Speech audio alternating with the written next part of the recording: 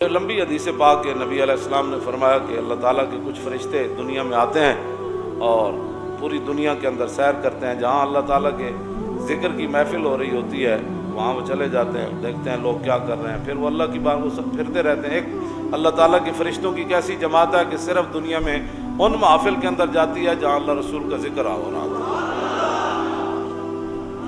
جب وہ واپس جاتے ہیں تو اللہ تعالیٰ ان سے پوچھتا ہے، حضور نے فرمایا حالانکہ اللہ بہتر جانتا ہے وہ کیا کر رہے تھے، کہ تیری تسبیح بیان کر رہے تھے۔ اللہ تعالیٰ فرماتا ہے کیا انہوں نے مجھے دیکھا ہے یا نہیں دیکھا؟ اللہ تعالیٰ فرماتا ہے اگر مجھے دیکھ لے تو پھر کیسے کر لیں؟ کہا وہ کیا کر رہے تھے؟ انہوں نے کہا جنت کا سوال کر رہے تھے۔ انہوں نے کہا جنت دیکھی ہے؟ کہا نہیں۔ فرمایا اگر دیکھ لیں تو پھر کیا ہوگا؟ فرمایا پناہ کس سے مانگ رہے تھے؟ انہوں نے کہا جی جہنم سے۔ انہوں نے کہا جہنم دیکھی؟ انہوں نے کہا نہیں، اگر وہ دیکھ لیں تو پھر۔ اللہ تعالیٰ فرشتوں کو فرماتا ہے، وہ جو جا کر اللہ تعالیٰ کی بارگاہ میں جا کر عرض کرتے ہیں کہ قد غفرت لہم، فرشتے ہو تسی گوار وہ ساری محفل والے نو میں بخش دیتا ہے۔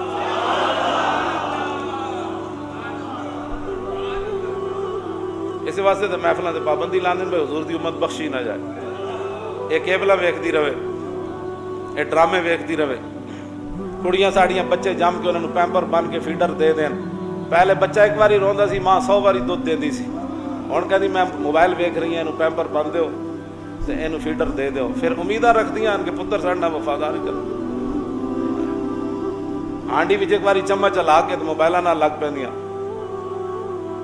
ہانڈی سڑ جاندی، پھر طلاقت تک تے گل آنی، روٹیاں جلیاں، کیوں کہ موبائل اور ٹی وی پہ دیکھنا بڑا ضروری ہے، بچوں کی اور شوہر کی خدمت، کپڑے اور گھر کی صفائی ضروری نہیں ہے۔ بدل گیا تو نے رخ مشرق کو ہے مغرب، تیری ہوا سے بچائے خدا زمانے۔